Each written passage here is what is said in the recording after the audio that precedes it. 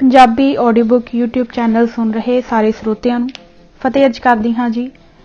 वाहिगुरू जी का खालसा वाहिगुरू जी की फतेह। किताब प्रसिद्ध सिख बीबियां भाग दूजा पन्ना नंबर 34। सब इतिहासकार एक जबान हन कि राणी सदा कौर हिंदुस्तान दियां मायनाज औरतां विच सर्ब उच्चा दर्जा रखदी है। उसकी हस्ती सिख इतिहास विच आम करके अते महाराजा रणजीत सिंह काल विच खास कर यादगारी जमाना है। लगातार 33 साल 1792 तो 1825 तक पंजाब की सेवा की। पंजाब के सियासी गगन के उच्चे कमाल देख के मनुख हैरान रह जाता है।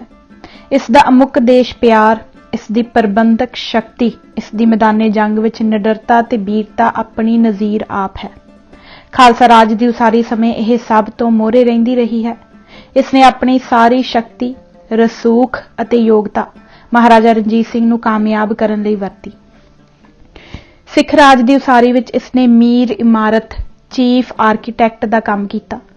लैपल ग्रिफन का कहना है कि माई सदा कौर इस्त्री श्रेणी विच अदुੱਤੀ बहादुर अते असाधारण योग्यता की मालक सी। यह इतिहासक सच्चाई है कि राणी सदा कौर की अगवाई अते सहायता ना हुंदी तां महाराजा रणजीत सिंह की मिसल शुकर चक्किया का इलाका उसके दीवान ने ही नप लेना सी। फिर जद शाह जमान ने शाही किले लाहौर विच बैठिया फड़ मारी कि कित्थे है सिखां दी बहादुरी जो मेरे घोड़ियां दे सुम्मां दी आवाज़ सुन के ही नस गए हन, तां सरदारनी सदा कौर ने ही इंपीरियल रिकार्ड्स फॉरन डिपार्टमेंट 14 दसंबर 1798 के लिखे अनुसार सिख सरदारां नूं वंगार पाई कि शाह जमान दे टाकरे लई महाराजा रणजीत सिंह की मदद ते निकलन। जे उन्हां विच संकोच है तां मर्दाने कपड़े उतार सुट्टण अते जनाना पहनण, घर बैठण, ओह आप मर्दावे भेस विच दुश्मन विरुद्ध लड़ेगी।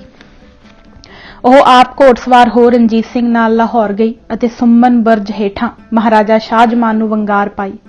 सोहन लाल सूरी का कहना है कि वंगार दे शब्द सन, आओ अबदाली दे पोतरे तेनू चढ़त सिंह दा पोतरा पुकारदा ई। अगले साल फिर 27 जून 1799 नूं ओह अपनी मिसल कन्हैया की अगवाई करदी दिल्ली दरवाजे राही पुजी सी। सरदारनी सदा कौर दी विਉਂਤ मुताबक ही बगैर खून खराबे दे शाही किले ते कब्जा होया। श्री अमृतसर भी सरदारनी सदा कौर दी सियाणप सदका बगैर खून दा तुपका वगाए हथ आया। सरदारनी सदा कौर सदा तत्पर रहन वाली वीर औरत सी। जद हरकारे ने बटाले खबर दिती कि उन्हां दा पति सरदार गुरबख्श सिंह उच्च मुल्तान की लड़ाई विच मैदान विच ही चढ़ाई कर गया है, तां सोगी होण दी थां उसे समय घोड़े ते सवार हो मैदाने जंग विच पुजी अते पति दे सब शस्त्र आप पहन लए ते कन्हैया मिसल की अगवाई आप संभाल लई। सियाणप नाल नितवाद विवाद नूं मूलों मुकाउण लई अपनी लड़की महताब कौर दा रिश्ता सरदार महा सिंह दे लड़के महाराजा रणजीत सिंह नाल कर दिता। जद शुकर चक्किया दे मुखी सरदार महा सिंह 27 साल की भर जवानी विच चढ़ गए तां इसने ही बालक रणजीत सिंह नूं अमली तौर ते पालिया पोसिया जवान कीता ते फिर महाराजा की पदवी तक पहुंचाया। ਵੱਡੇ ਵੱਡੇ नामवर जरनैलों के मोढे नाल मोढा लगा मैदान विच जूझना इस दे लई मामूली जिहा काम सी। राज दा प्रबंध इस खूबी नाल करदी सी कि ਵੱਡੇ ਵੱਡੇ रश्क खांदे सन। होर सिंगणियां दे उदाहरण भी मिलते हैं जिन्हां अपना रोल बड़े सोहणे ढंग नाल निभाया। सिंगणियां भी मोढे नाल मोढा डाह के नाल जूझदियां हस हस हर संग्राम विच हिस्सा पांदियां। विलियम फ्रैंकलिन के शब्दों विच कितनियां ही अजिहियां उदाहरणां हन कि जद सिख बीबियां ने हथियार चुक के इलाके के दुश्मनां दे कोझे हमलिਆਂ तो रखिया की अते जंग वेले निराली जुर्रत का प्रगटावा किया। भाई तारू सिंह जी की महान शहीदी के प्रसंग विच उन्हां दी भैण ते माता का करतव ओले ही हो गया है। साडे इतिहास ने लिखिया है कि निरंजनीय ने जकरिया खान पास शिकायत ही यह की सी कि हे तारू सिंह दी एक भैन और माई पीस कूट वै करे कमाई, जो दिन रात चक्की पी चुला बाल लंगर तैयार रखदियां हन, इतनियां दृढ़ इरादे दियां हन यह मावां धीआं की शब्द चौंकी गुर अपने की करे सो मरने ते नेक ना डरे। सब तो वड्डी गल गंगा जमुना निकट ना जावे आपने गुर की छपड़ी नावै, जगत नाथ को टुंडा आखै, राम किशन को जाप ना पाखै। मां धी दे पकड़े जाण ते लाहौर दे वसनीकां ने लख लख रुपया तार छुड़ाया। भाई रतन सिंह भंगू ने सरदार जस्सा सिंह आलूवालीए दा बिरतांत लिख के जो उन्हां दी मां बारे लिखिया है ਉਹ हर एक मां ते ढुकदा अते उचेचा ध्यान दे पढ़ना चाहिदा है। जद पिंड दा गरीब किरती सिंह भाई दयाल सिंह गुजर गया तो उसकी सिंघणी ने अपने यतीम बच्चे की इस शानदार ढंग नाल पालना पोसना की कि वह सुल्तान उल कौम सरदार जस्सा सिंह आलूवालिया हो निबड़िया। मां नूं गुरबाणी कंठ कनेरी सी, पोथी वह गातरे रखदी, रोज निशंग हो के सिख संगतां दे सजे दीवान जांदी। अमृत वेला कदे खुंजाया नहीं सी। शाम नूं सोदर जरूर पढ़दी, कीर्तन भी बड़ा मधुर दुतारे नाल करदी। संगतां बड़े चाह नाल सुनदियां। जिस जथे ने बुलाया कदे ना कीती, पैंडा करके भी पुजदी। जहां खालसे लाए दीवान, जाए करे शब्द चौंकी गान। कितनी कुर्बानी भरी हुई सी सिंघणियां विच कि जद आप जी ने विसाखी वाले दिन जस्सा सिंह नूं नाल बिठला श्री अमृतसर साहिब कीर्तन कीता तां सारे मुग्ध होए। नवाब कपूर सिंह जी ने बच्चे नूं कोल सद्दिया ते मां कोलों बाल जस्सा सिंह पंथ लई मंगिया। इक्को एक बच्चा मां ने चाह नाल हवाले कर दिता। माता भी उस हुए खुशी दीनी बाह फड़ाए। मातावां दे गलां विच उन्हां दे मासूम बच्चियां दे टोटे करके हार पाए गए। पर मजाल है जे किसे सी तक कीती होवे। सवा सवा मन पीसना तां एक छोटी जही गल सी। पिछों जाके ग्रिफन ने भी यह ही लिखिया है कि सिख औरतां सूझ ते प्रबंधकी मामलिਆਂ विच मर्दां नालों किसे गल्लों घट नहीं सन। राणी सदा कौर दी सूझ सियाणप तां अखाण है। सरदार चरत सिंह दे घर माई देसा निपुण प्रबंधक ते चतुर नीतिवान सी। भाई तारा सिंह कैबा दी सुपतनी माई रतन कौर दलेरी दी मूरत सी। बाबा आला सिंह दे घरों माई फतो हर वेले पति दी सहायक सी। मुल्तान दे हल्ले वेले महाराजा रणजीत सिंह दी राणी दातार कौर ने अपने जिम्मे रसद पानी पहुंचाउण दा जिम्मा लिया सी। महाराणी जिंदा दा रोल उचेचा ध्यान मंगदा है। अंग्रेज कहंदे सन कि एक ही मर्द है, राणी जिंदा। जिंदा ही लार्ड डलहौजी नूं लिख सकदी सी कि रख लो 2-4 निमक हरामां नूं अते बाकी पंजाब नूं फांसी लगा दे। महाराणी जिंदा ने उस समय तक दम ना लिया जद तक महाराजा दलीप सिंह नूं फिर सिख बाणे विच ना देख लिया। सिख रहत मर्यादा विच भी औरत नूं बराबर दे अधिकार दिते गए हन। सगों बड़ी ताड़ना कीती है, गुरका सिख कन्या ना मारै, कुड़ी मार नाल ना वरते। अमृत संस्कार दे सिरलेख हेठ लिखिया है कि हर देश, हर मजहब ते जाति दे हर एक स्त्री पुरुष नूं अमृत छकण दा अधिकार है। सब तो वड्डी गल यह लिखी है कि अमृत छकाउण वाली थां गुरु ग्रंथ साहिब दा प्रकाश होवे। घट तो घट 6 तैयार बर तैयार सिंह हाਜ਼ਰ होण, जिन्हां चों एक ताबिया बैठे ते बाकी 5 अमृत छकाउण लई होण। इन्हां विचों सिंघणियां भी हो सकदियां हन। मंजियां विचों एक मंजी पति पत्नी मथो मुरारी अते 2 तां नरोल बीबियां माई सेवा ते बीबी भागो नूं ही दित्तियां गईयां सन। जद गुरुद्वारा एक्ट 1925 विच बणिया सी तां संसार भर विच पहली वारी वोट दा अधिकार भी सिख औरत नूं मिलिया सी। इत्थों तक कि भाई वीर सिंह जी ने जद ढट्ठे मना नूं थम्मी दे के खड़ा करके चढ़दी कला भरनी सी तां सब तो पहला उन्हां सुंदरी नां दा चरित लिखिया ताकि इस नूं पढ़ के कौम विच गौरव जागे। भाई वीर सिंह जी ने अपनी पुस्तक दे मत्थे ते जो इबारत लिखी वह उचेचा ध्यान मंगदी है। उन्हां लिखिया, धर्म मूरत सुंदर कौर चरित, प्रसिद्ध नाम श्रीमती सुंदरी जी दे दर्दनाक समाचार ते पुरातन खालसे जी दी बहादरी, धर्म पालने दे करड़े खेदां दे हूबहू नक्शे। फिर उस पिछों सतवंत कौर लिखी। इतना असर होया इस सुंदरी दा कि सरदार आया सिंह ने जद एक सिख नूं पहलां कुरहितियां चिलमा पींदा केसां दी बेअदबी करदे डिठा ते कुछ चिर बाद अमृतधारी गात्रे कृपान सहित धर्म मूरत तकिया तां पुछ ही बैठा कि इतनी तब्दीली कैसे हुई। तां उसने कहा, जी असां हुण सुंदरी पढ़ लई है। प्रोफैसर पूरन सिंह ने भी एक वार्ता लिखी है कि एक बीबी कुछड़ दुध पींदा बच्चा लैके श्री दरबार साहिब दर्शन इशनान करन जा रही सी तां राह रोक किसी हमदर्द ने कहा कि उधर ना जा, मौत पई वरदी है। माई ने उसनूं टोकदे कहा, तू की जाने जिंदगी किस विच है, साडी जिंदगी दरबार साहिब विच है। फिर उसने कहा, जे अपने ते तरस नहीं खांदी तां अपने मासूम ते रहम कर। बीबी ने कहा, तरस करदी हां तां ही तां इस नूं लैके आई हां। यह बीबियां दी दृढ़ता सी जो कौम नूं कदे डोलण नहीं सी दिंदी। बस यह ही कहना बनदा है कि औरत नूं जो पदवी गुरु जी ने बख्शी उस मुताबक कर्तव्य भी सिख औरत ने निभा के अपनी पदवी नूं लाज ना लगण दित्ती। दौलतां दाई। जद मेहता कालू दे घर माता तृप्ता दी कुखों गुरु नानक देव जी दा प्रकाश होया तां जन्म साखी वाले दसदे हन कि चानण ही चानण खिलर गया। उस दिन चानण विच पता नहीं की तेज सी कि राए भोए तलवंडी दा हर पत्ता झूमण लग पिया। गऊआं मज्जां तक वध दुध दिता, पर जिस नूं जलवे दी असल दौलत मिली ते देखी ओह दौलतां दाई सी।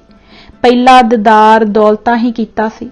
ਉਹ गद हो गई, पर लू लू विच एक अनोखी खुशबू महसूस की होवेगी जिसका जिक्र पुरातन जन्म साखी वाले तां नहीं पर होरां ग्रंथां वालियां ने बहुत किया है।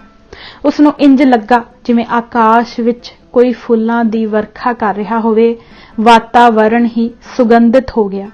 प्रकाश इतना कि हजारां शमा वाले शमादान दी लो भी मध्यम पै गई।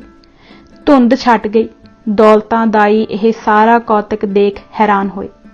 जद मेहता कालू जी दौलतां नूं वधाई दे थाल विच रुपए रख देण लगे तां ओह बोल उठी, रहण दे कालू, मैं तां रज्जी गई। सच पुछना है तां मैं अपनी हत्थीं कई बालक जन्मे पर अजिहा नहीं डठा। यह तां मैनूं इंज मिले जिवें कोई बजुर्ग मुस्करा के मिलदा है।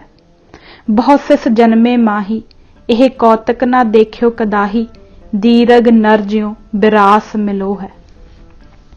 ਅਤੇ अपनी एक उंगल सिद्धी उच्ची कर ਲਈ जिवें आख रहे होण कि केवल एक दे ही लड़ लगाउणे हन।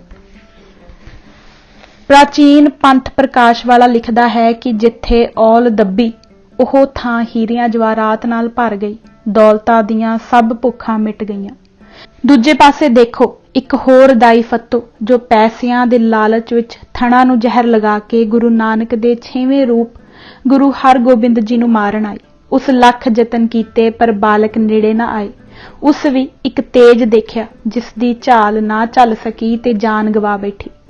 गल यह बनी सी कि बालक गुरु हरगोबिंद मां दा दुध नहीं सन चुंगदे तां सियाणियां ने कहा सी किसी दाई दा कुछ चिर दुध पिलाओ तां फिर बालक मां दा दुध भी चुंगण लग पवेगा। दाई जद दूरों वधाई देंदी आई तां माता गंगा जी ने कहा कि चंगा होया तू आ गई, हुण तू ही दुध पिला। उस फफे कुटनी ने जुग जुग जीवे बाल तुम्हारा कह के जहर लगा थण बच्चे दे मूँह विच पाउणा चाहिया। कई जतन ओह कर थकी पर बाल मूँह विच ही ना पाए। कुछ समा उसदे पुचकारण ते जतनां विच ही निकल गया। कर रही जतन ना अस्थन लयो, कछुक काल इव ही बित गयो। पर मरदे होए दाई दस गई कि यह कारा उस पृथ्वी चंद दे कहण ते ही कीता सी। गुरु गोबिंद सिंह जी ने भी अपनी आत्म कथा विच दाईयन दुलराए दा जिक्र किया है। जद आनंदपुर तख्त ते बैठण वेले पटने संगत वाल हुक्मनामा लिखिया तां दाई लाडो वाल उचेची बख्शीश भेजी। एक होर दाई बूपी दा भी जिक्र तवारीखां विच आया है जो बाला प्रीतम नूं लाड लडांदी सी। एक होर खिडावी सी बीबी अनूप कौर जिस साहिबजादियां दी आखिरी दम तक सेवा की। पकड़े जान ते आपा वार दिता पर पत पाली राखी। माता तृप्ता धन जननी जन जाया। रायभोई दी तलवंडी जरनैली सड़क तो रता कू हटवीं जिथे साधु दरवेश थके हारे आ आराम करदे। मेहता कालू पटवारी जरूर सन पर ऐसे नहीं जिन्हां बारे कहा जांदा सी मोको नीत डसे पटवारी। ओह तां सगों रात पिया पिंड जा देखदे कोई भुखा तां नहीं सुता। उन्हां दे घरों माता तृप्ता दे तंदूर तो हर एक दे पेट दी अग शांत हुंदी।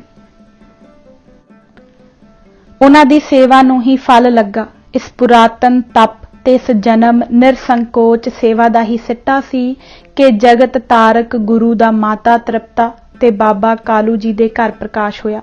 ਇਹ ਵੀ ਲਿਖਿਆ ਮਿਲਦਾ ਹੈ ਕਿ ਮਾਤਾ ਤ੍ਰਿਪਤਾ ਤੇ ਮਹਿਤਾ ਕਾਲੂ ਦੇ ਪਿਛਲੇ ਤਪ ਸਦਕਾ ਹੀ ਉਹਨਾਂ ਨੂੰ ਗੁਰੂ ਨਾਨਕ ਦੀ ਮਾਂ ਬਣਨ ਦਾ ਸੁਭਾਗ ਪ੍ਰਾਪਤ ਹੋਇਆ।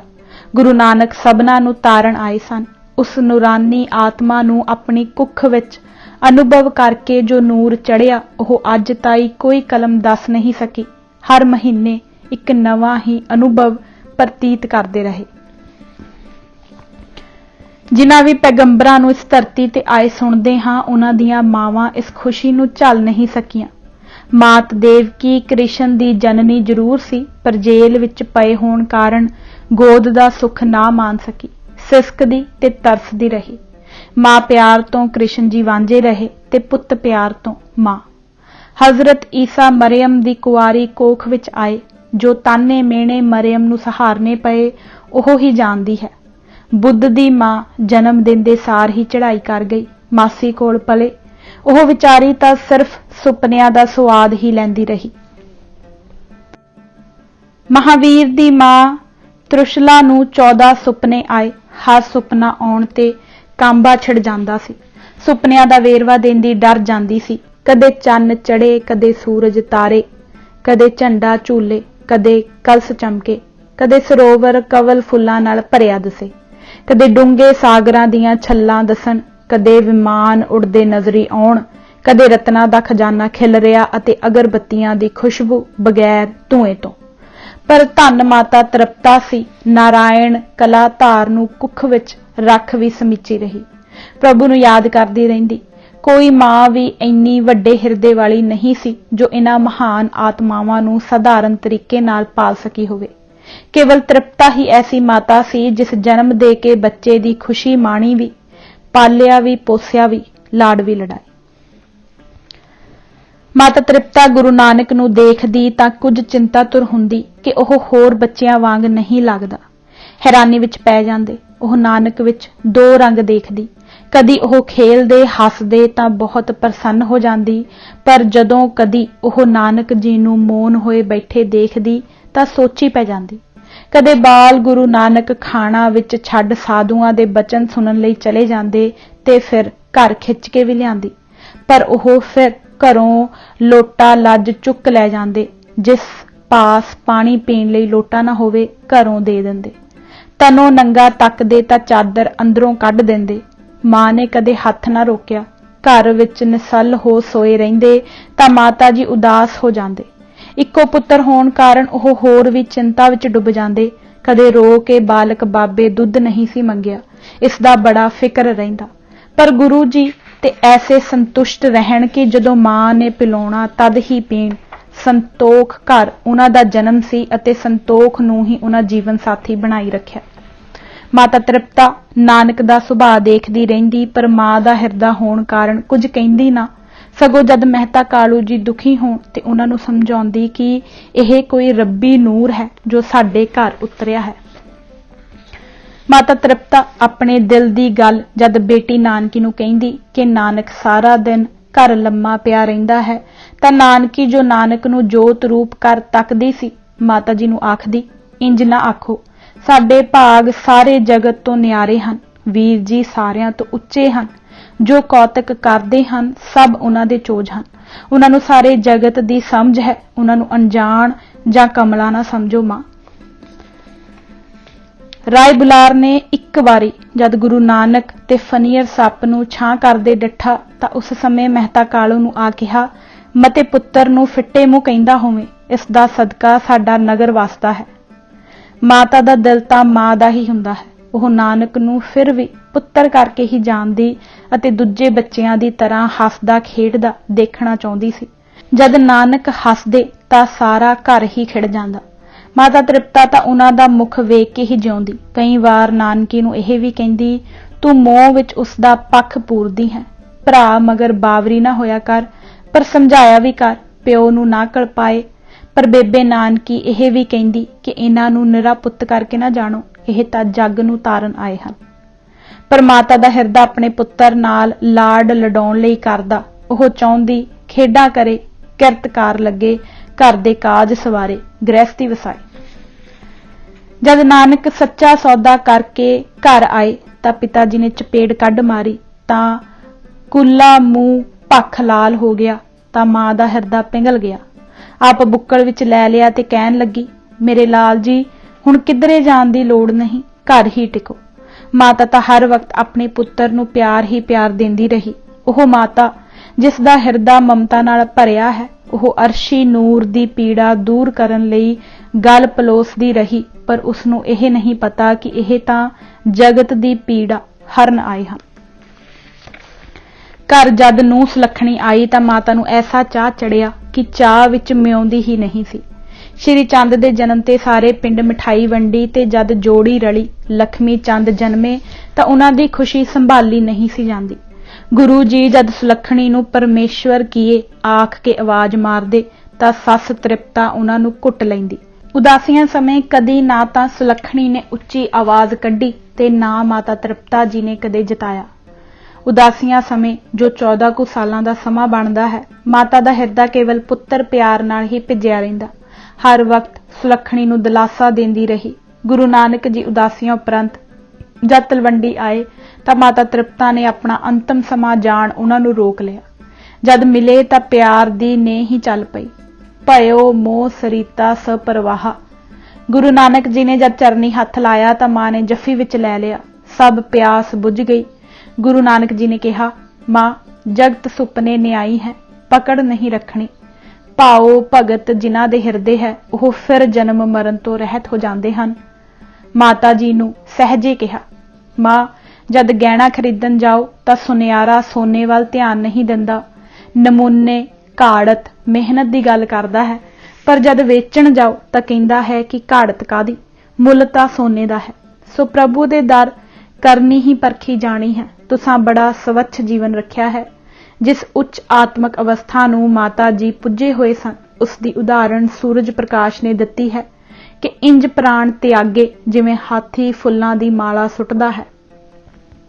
अत सौखे सहजे जिवें जल विच जल समा जांदा है।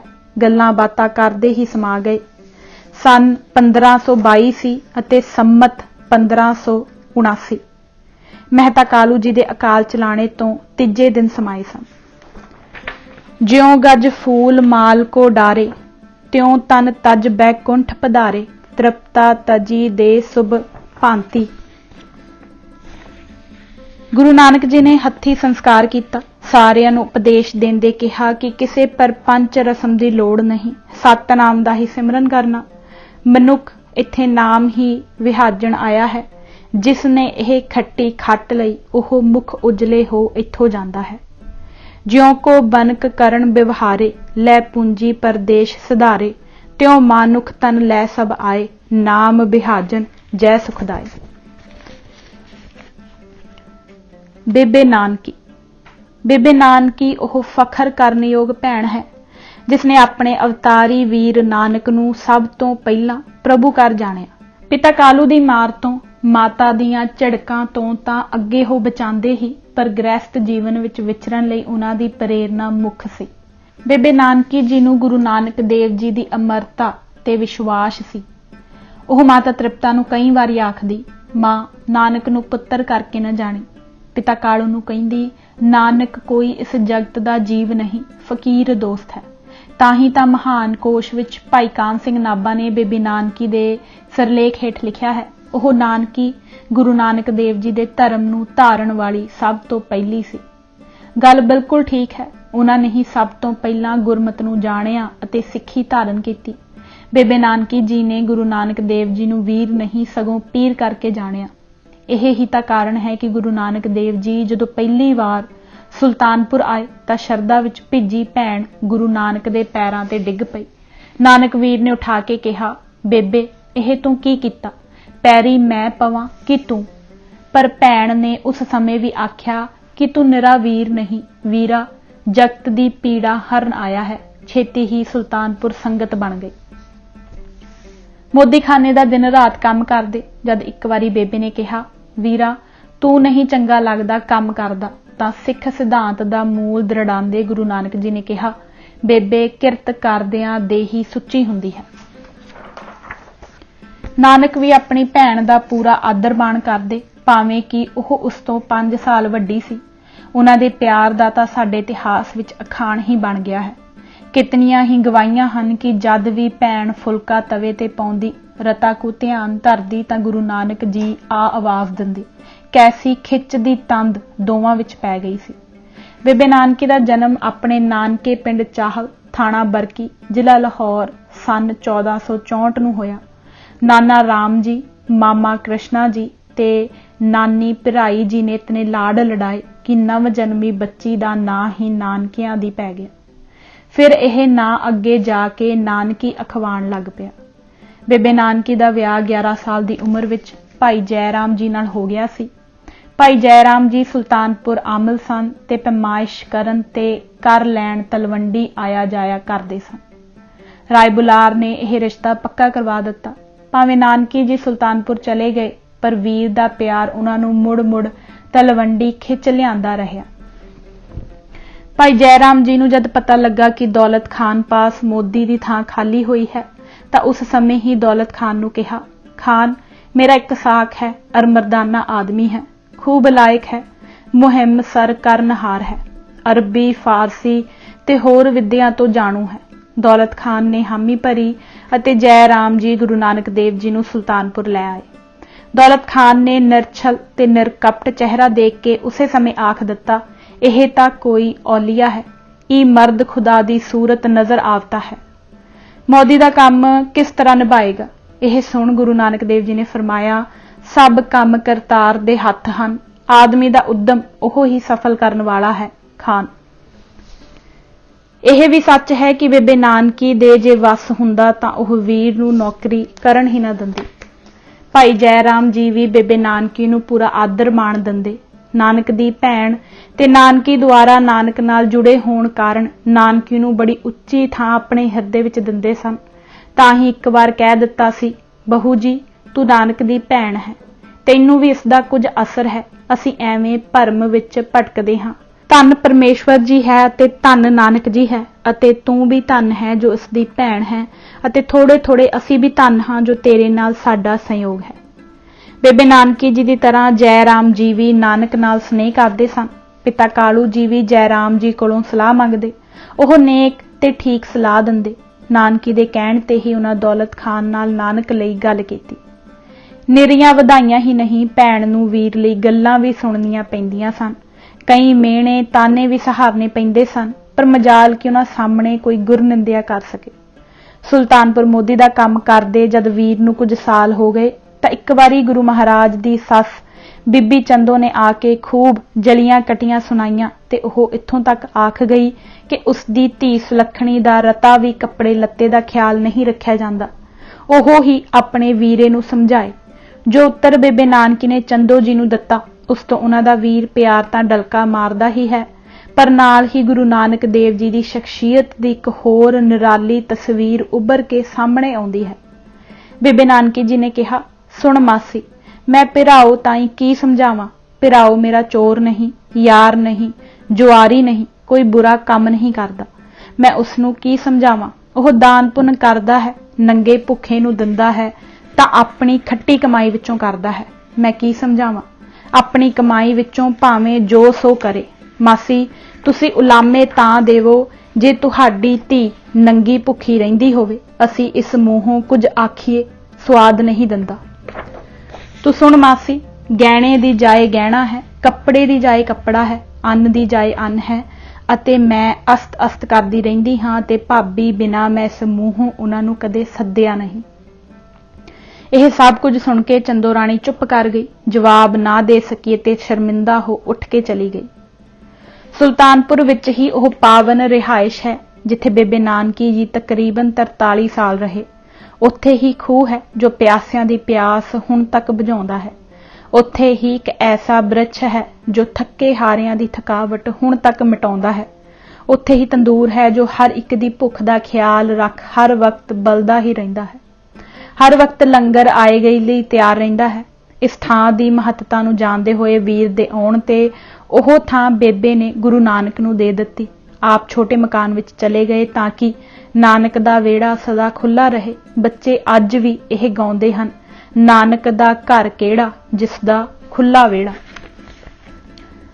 ਜਦ ਗੁਰੂ ਨਾਨਕ ਜੀ ਪਹਿਲੀ ਉਦਾਸੀ ਲਈ ਜਗਤ ਜਲੰਦੇ ਨੂੰ ਤਾਰਨ ਲਈ ਨਿਕਲੇ ਤਾਂ ਮਰਦਾਨੇ ਲਈ ਰਬਾਬ ਉਚੇਚੇ ਤੌਰ ਤੇ ਫਿਰੰਦੇ ਤੋਂ ਬਣਾਉਣ ਲਈ ਰਕਮ ਨਾਨਕੀ ਜੀ ਕੋਲੋਂ ਮੰਗ ਕੇ ਲਈ ਤਾਂ ਕਿ ਜਦ ਵੀ ਰਬਾਬ ਦੀ ਸੁਰ ਨਿਕਲੇ ਭੈਣ ਦਾ ਮਿੱਠਾ ਪਿਆਰ ਨਾਲ ਰਵੇ।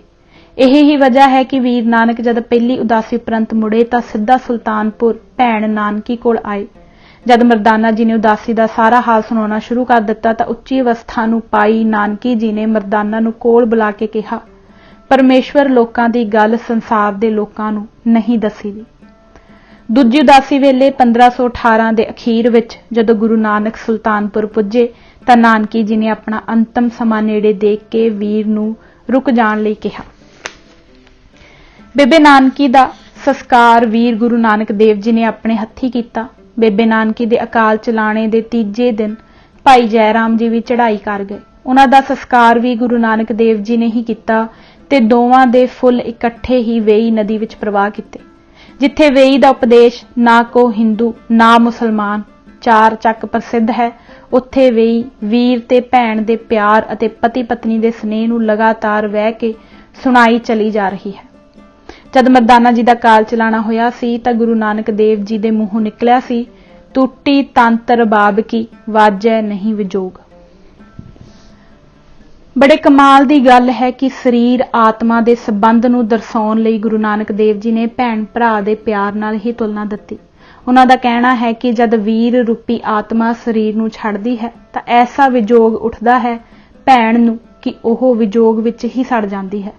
ਬੀਰ ਬੀਰਾ ਕਰ ਰਹਿ ਬੀਰ ਭਏ ਬਹਿਰਾਏ, ਬੀਰ ਚਲੇ ਘਰ ਆਪਣੇ ਬਹਿਣ ਬਿਰਹਿ ਜਲ ਜਾਏ।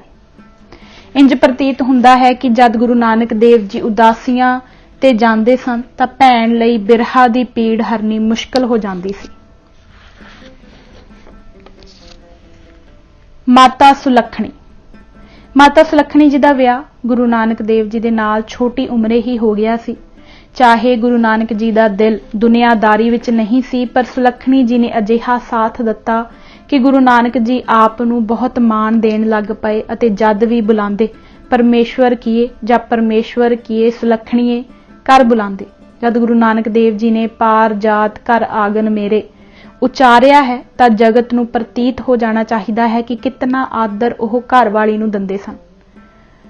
ਗੁਰੂ ਨਾਨਕ ਦੇਵ ਜੀ ਜਦੋਂ ਗ੍ਰਸਤ ਜੀਵਨ ਵੱਲ ਰਤਾ ਕੂ ਵੀ ਉਪਰਾਮ ਹੁੰਦੇ ਤਾਂ ਮਾਤਾ ਜੀ ਕਹਿੰਦੇ ਕਿ ਇਹ ਸਭ ਪਰਮੇਸ਼ਵਰ ਦਾ ਹੀ ਕੀਤਾ ਹੋਇਆ ਹੈ। ਅਸੀਂ ਸਭ ਤੁਹਾਡੇ ਨਾਲ ਉਸਦੇ ਹੁਕਮ ਨਾਲ ਹੀ ਬੱਝੇ ਹਾਂ। ਇਸਤਰੀ ਵੀ ਪਰਮੇਸ਼ਵਰ ਨੇ ਹੀ ਲਗਾਈ ਹੈ। ਸੁਲੱਖਣੀ ਜੀ ਦਾ ਜਨਮ ਮਾਤਾ ਚੰਦੋ ਜੀ ਦੀ ਕੁੱਖੋਂ ਪਿਤਾ ਮੂਲ ਚੰਦ ਚੋਣੇ ਖੱਤਰੀ ਦੇ ਘਰ ਪਿੰਡ ਪਖੋਕੇ ਗੁਰਦਾਸਪੁਰ ਵਿਖੇ ਹੋਇਆ ਸੀ।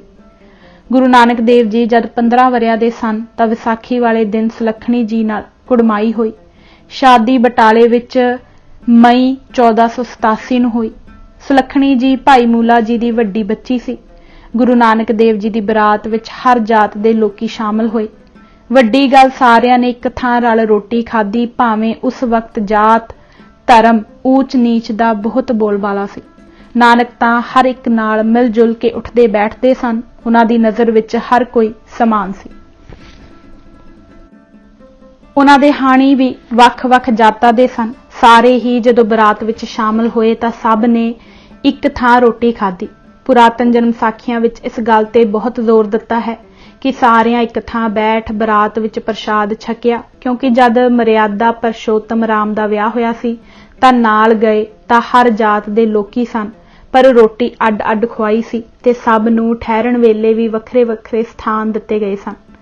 ਪਰ ਨਾਨਕ ਤਾਂ ਊਚ ਨੀਚ ਧਰਮਾਂ ਦੇ ਅੰਤਰ ਮਿਟਾਣ ਆਏ ਸਨ। ਉਹਨਾਂ ਦੀ ਹਰ ਗੱਲ ਵਿੱਚ ਕੁਝ ਨਾ ਕੁਝ ਸੰਦੇਸ਼ ਸੀ, ਤਾਂ ਹੀ ਤਾਂ ਉਹ ਬਰਾਤ ਵਿੱਚ ਹਰ ਧਰਮ ਜਾਤ ਦੇ ਲੋਕ ਲੈ ਕੇ ਗਏ। ਉਹਨਾਂ ਨੂੰ ਇਕੱਠੇ ਬਿਠਾ ਕੇ ਭੋਜਨ ਛਕਾਇਆ। ਇਹ ਹੀ ਕਾਰਨ ਲੱਗਦਾ ਹੈ ਕਿ ਉਹਨਾਂ ਨੂੰ ਜਾਤ ਅਭਿਮਾਨੀਆਂ ਉਸ ਕੰਧ ਹੇਠਾਂ ਬਿਠਾਇਆ ਜੋ ਕੱਚੀ ਸੀ ਤੇ ਜਿਸ ਦੇ ਡਿੱਗਣ ਦਾ ਖਤਰਾ ਬਣਿਆ ਹੋਇਆ ਸੀ। ਪਰ ਜਾਤ ਅਭਿਮਾਨੀ ਕੀ ਜਾਣਨ ਕਿ ਗੁਰੂ ਨਾਨਕ ਦੇ ਬਚਨਾਂ ਵਾਂਗ ਉਹ ਕੰਧ ਵੀ ਅਹਿਲ ਹੋ ਗਈ ਜੋ ਹੁਣ ਵੀ ਖੜੀ ਗ੍ਰਹਿਸਤ ਦੀ ਮਹਿਮਾ ਪ੍ਰਗਟਾ ਰਹੀ ਹੈ। ਵਿਆਹ ਵੇਲੇ ਵੈਦਿਕ ਰੀਤਾਂ ਰਸਮਾਂ ਨੂੰ ਨਹੀਂ ਮੰਨਿਆ, ਸਗੋਂ ਕੇਵਲ ਕੀਰਤਨ ਹੀ ਕੀਤਾ ਗਿਆ। ਇੱਕ ਚੌਂਕੀ ਤੇ ਇੱਕ ਓੰਕਾਰ ਲਿਖ ਕੇ ਗੁਰੂ ਨਾਨਕ ਦੇਵ ਜੀ ਅਤੇ ਸੁਲੱਖਣੀ ਜੀ ਨੇ 4 ਪਰਿਕਰਮਾ ਲਈਆਂ ਸਨ। ਆਨੰਦ ਕਾਰਜ ਦਾ ਮੁੱਢ ਵੱਜ ਗਿਆ ਸੀ। ਕੋਈ ਰੀਤ ਰਸਮ ਰਿਵਾਜ ਵੀ ਬਰਾਤ ਦੇ ਚੜ੍ਹਨ ਵੇਲੇ ਨਾ ਕੀਤਾ। ਜਨਮ ਸਾਖੀਆਂ ਵਿੱਚ ਲਿਖਿਆ ਹੈ ਕਿ ਕੇਵਲ ਸਾਦੇ ਸੁਥਰੇ ਬਸਤਰ ਸਨ ਤੇ ਸਿਰ ਤੇ ਸਾਵੀਂ ਪੱਗ ਖੂਬ ਸੱਜ ਰਹੀ ਸੀ। ਜਦ ਸੁਲੱਖਣੀ ਜੀ ਨੂੰ ਤਲਵੰਡੀ ਨਨਕਾਣਾ ਸਾਹਿਬ ਘਰ ਲੈ ਕੇ ਆਏ ਤਾਂ ਕੋਈ ਅਡੰਬਰ ਆਦਿ ਨਹੀਂ ਕਰਨ ਦਿੱਤੇ। ਗ੍ਰਹਿਸਥ ਜੀਵਨ ਵਸਾਇਆ, ਪਰ ਗੁਰੂ ਜੀ ਦਾ ਧਿਆਨ ਪ੍ਰਭੂ ਚਰਨਾਂ ਵਿੱਚ ਹੀ ਲੀਨ ਰਹਿੰਦਾ ਸੀ। ਮਾਤਾ ਤ੍ਰਿਪਤਾ ਜੀ ਬਹੁਤ ਕਹਿੰਦੇ ਕਿ ਦੱਸੋ ਤੁਹਾਡਾ ਗ੍ਰਹਿਸਥ ਵਿੱਚ ਜੀ ਕਿਉਂ ਨਹੀਂ ਖੁੱਭਦਾ। ਇੱਕ ਵਾਰੀ ਬਹੁਤ ਹੀ ਪਰੇਸ਼ਾਨ ਹੋਈ ਮਾਤਾ ਜੀ ਨੂੰ ਕਿਹਾ, ਉਦਾਸੀ ਦਾ ਕਾਰਨ ਹੈ ਕਿ ਪਰਮੇਸ਼ਵਰ ਦੇ ਲੋਕ ਵਿੱਚ ਕੋਈ ਅਜਿਹਾ ਨਹੀਂ ਮਿਲਦਾ ਜਿਸ ਨਾਲ ਪਰਮੇਸ਼ਵਰ ਦੀਆਂ ਗੱਲਾਂ ਕਰਾਂ। ਮਾਤਾ ਜੀ ਨੇ ਕਿਹਾ ਕਿ ਰਤਾ ਕੂ ਘਰ ਗ੍ਰਹਿਸਥੀ ਵੱਲ ਧਿਆਨ ਦਿਓ ਤਾਂ ਪਰਮੇਸ਼ਵਰ ਹੀ ਰਾਜੀ ਹੋਸੀ। ਮਾਤਾ ਸੁਲੱਖਣੀ ਜੀ ਦੇ ਘਰ 2 ਪੁੱਤਰਾਂ ਸ਼੍ਰੀ ਚੰਦ ਤੇ ਲਖਮੀ ਚੰਦ ਨੇ ਜਨਮ ਲਿਆ। ਬਾਬਾ ਸ਼੍ਰੀ ਚੰਦ ਦਾ ਜਨਮ 1479 ਵਿੱਚ ਅਤੇ 2 ਸਾਲਾਂ ਬਾਅਦ ਬਾਬਾ ਲਖਮੀ ਦਾਸ ਜੀ ਦਾ ਜਨਮ ਹੋਇਆ। ਮਾਤਾ ਸੁਲੱਖਣੀ ਨਾਨਕ ਜੀ ਦਾ ਪੂਰਾ ਧਿਆਨ ਰੱਖਦੇ। ਉਹਨਾਂ ਦੇ ਮੂੰਹੋਂ ਕੋਈ ਬਾਤ ਨਿਕਲਦੀ ਆਪ ਜੀ ਤੋੜ ਨਿਭਾਉਂਦੇ, ਕਦੇ ਨਾ ਟਾਲਦੇ, ਉਹਨਾਂ ਦਾ ਕਿਹਾ ਮੰਨਦੇ। ਜਦੋਂ ਸੁਲਤਾਨਪੁਰ ਜੈ ਰਾਮ ਜੀ ਨਾਲ ਰੁਜ਼ਗਾਰ ਦੀ ਭਾਲ ਲਈ ਜਾਣ ਲੱਗੇ ਤਾਂ ਸੁਲੱਖਣੀ ਜੀ ਨੇ ਨਾਲ ਚੱਲਣ ਲਈ ਬੇਨਤੀ ਕੀਤੀ ਤਾਂ ਆਪ ਜੀ ਨੇ ਭੈਣ ਤੇ ਭਾਰ ਪਾਉਣਾ ਠੀਕ ਨਾ ਜਾਣ ਕਿਹਾ। ਪਰਮੇਸ਼ਵਰ ਕੀਏ, ਹੁਣ ਤਾਂ ਮੈਂ ਜਾਂਦਾ ਹਾਂ, ਜੇ ਮੇਰੇ ਰੁਜ਼ਗਾਰ ਦੀ ਕੋਈ ਗੱਲ ਬਣ ਸੀ ਤਾਂ ਸਦਾਈ ਲੈਸਾਂ, ਤੂੰ ਆਗਿਆ ਮੰਨ ਲੈ।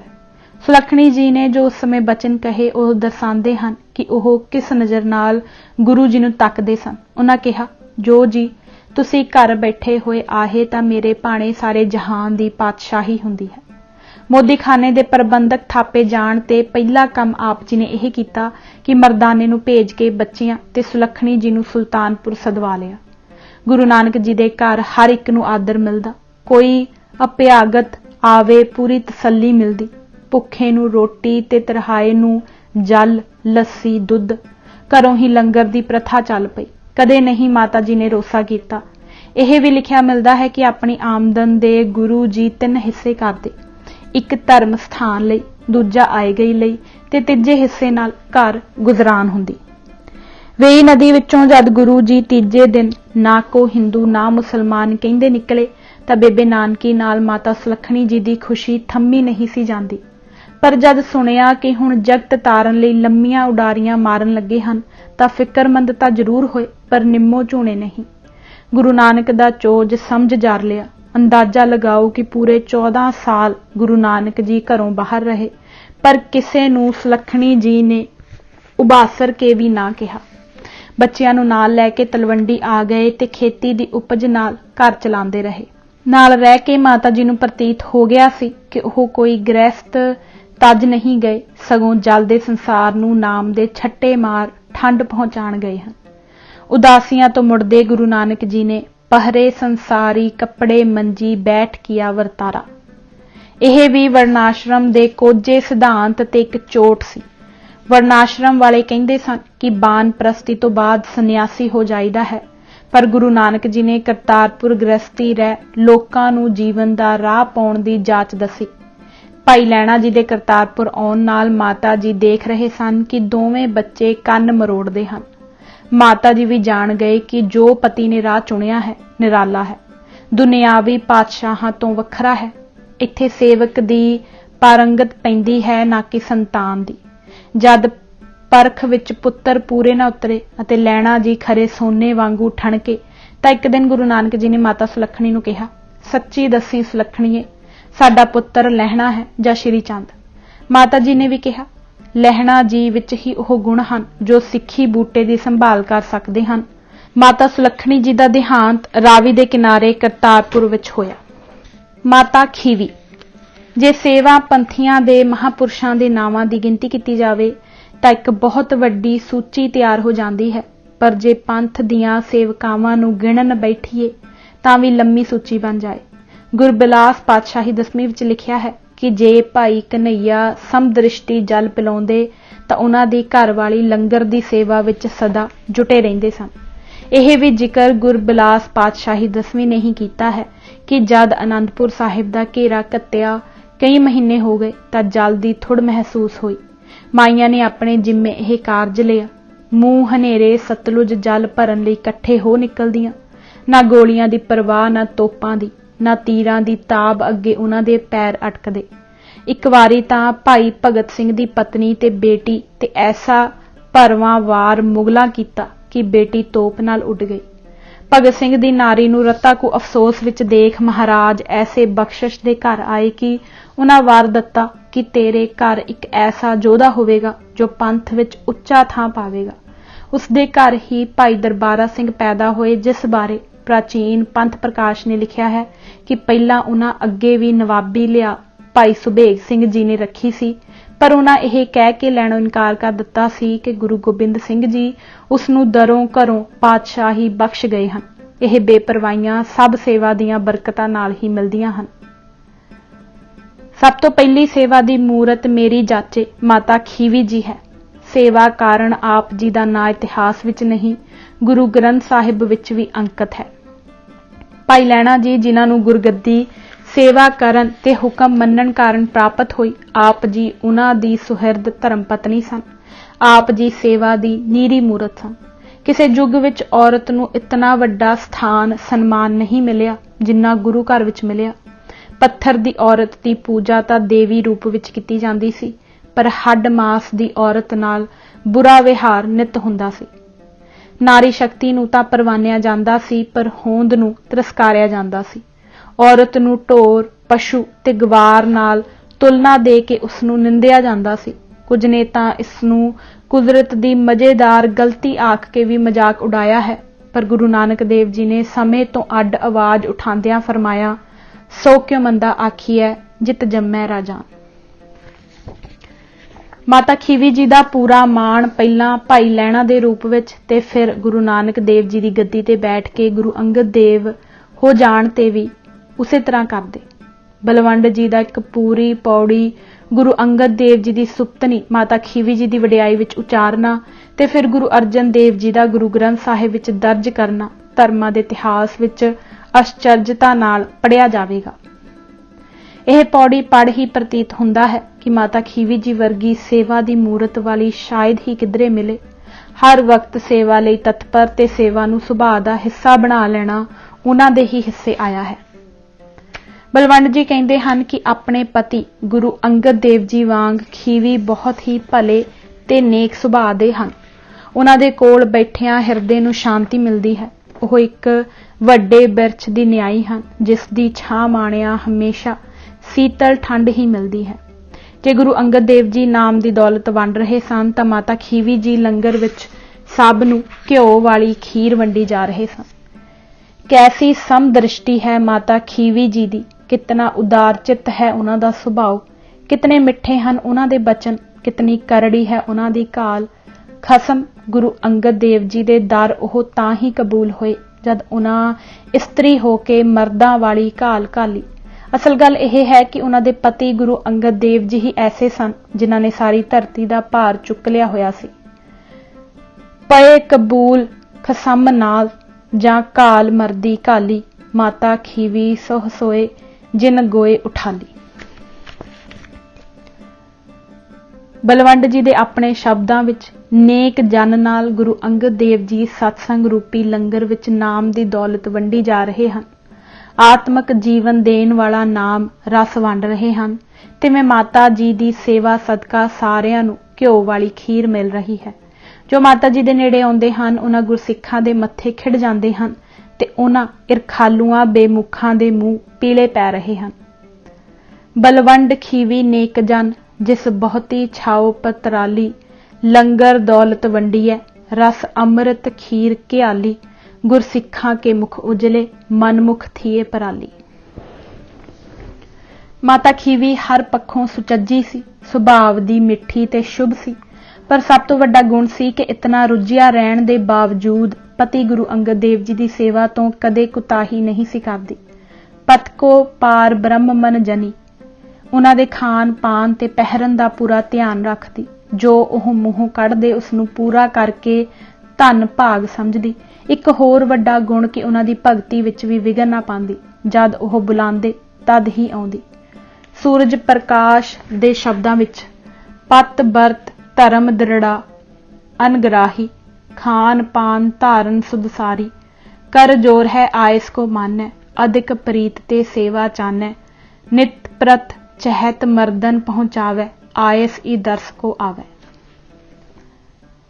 खीवी जी गुरु अंगद देव जी दे सुभाਅ जाण गए सन। ਉਹ ਜਾਣਦੇ ਸਨ ਕਿ ਗੁਰੂ ਅੰਗਦ ਦੇਵ ਜੀ ਸੇਵਾ ਨੂੰ ਬਹੁਤ ਮਹੱਤਤਾ ਦਿੰਦੇ ਸਨ, ਤਾਂ ਹੀ ਉਹਨਾਂ ਨੇ ਸੇਵਾ ਜੀਵਨ ਮੰਤਵ ਬਣਾ ਲਿਆ ਤੇ ਲੰਗਰ ਵੱਲ ਉਚੇਚੇ ਤੌਰ ਤੇ ਧਿਆਨ ਦੇਣ ਲੱਗ ਪਏ। ਖੀਵੀ ਜੀ ਬਚਪਨ ਤੋਂ ਹੀ ਮਿੱਠੇ ਸੁਭਾਅ ਵਾਲੀ ਸੀ। ਪਿਤਾ ਦੇਵੀ ਚੰਦ ਜੀ ਦੀ ਪੁੱਤਰੀ ਸੀ। ਜਨਮ ਉਹਨਾਂ ਦਾ ਪਿੰਡ ਖਡੂਰ ਸਾਹਿਬ ਦੇ ਨੇੜੇ ਹੋਇਆ। ਖੀਵੀ ਜੀ ਦਾ ਭਾਈ ਲਹਿਣਾ ਜੀ ਨਾਲ ਰਿਸ਼ਤਾ ਮਾਤਾ ਵਿਰਾਈ ਜੀ ਨੇ ਹੀ ਕਰਵਾਇਆ ਸੀ। ਸ਼ਾਦੀ ਸਨ 1519 ਨੂੰ ਹੋਈ ਸੀ। ਵਿਰਾਈ ਜੀ ਬਾਰੇ ਜ਼ਿਕਰ ਕਰਨਾ ਵੀ ਕੁਥਾ ਨਹੀਂ। ਵਿਰਾਈ ਉਸ ਚੌਧਰੀ ਤਖਤ ਮਲ ਦੀ ਬੇਟੀ ਸੀ ਜਿਨ੍ਹਾਂ ਪਾਸ ਗੁਰੂ ਅੰਗਦ ਦੇਵ ਜੀ ਦੇ ਪਿਤਾ ਬਾਬਾ ਫੇਰੂ ਜੀ ਨੌਕਰੀ ਕਰਦੇ ਸਨ।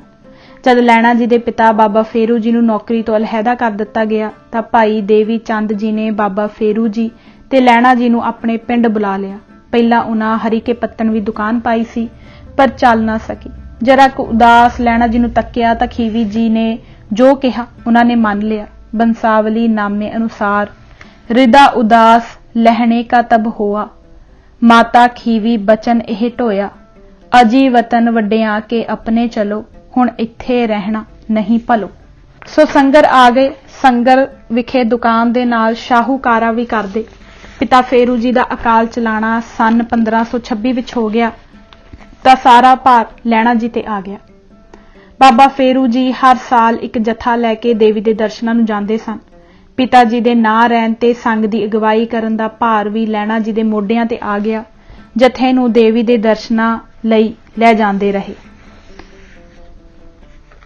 एक वारी जद भाई जोत जी पिंड आए तां बणे नेम अनुसार अंम੍ਰਿਤ वेले मधुर आवाज नाल बाणी पढ़दे।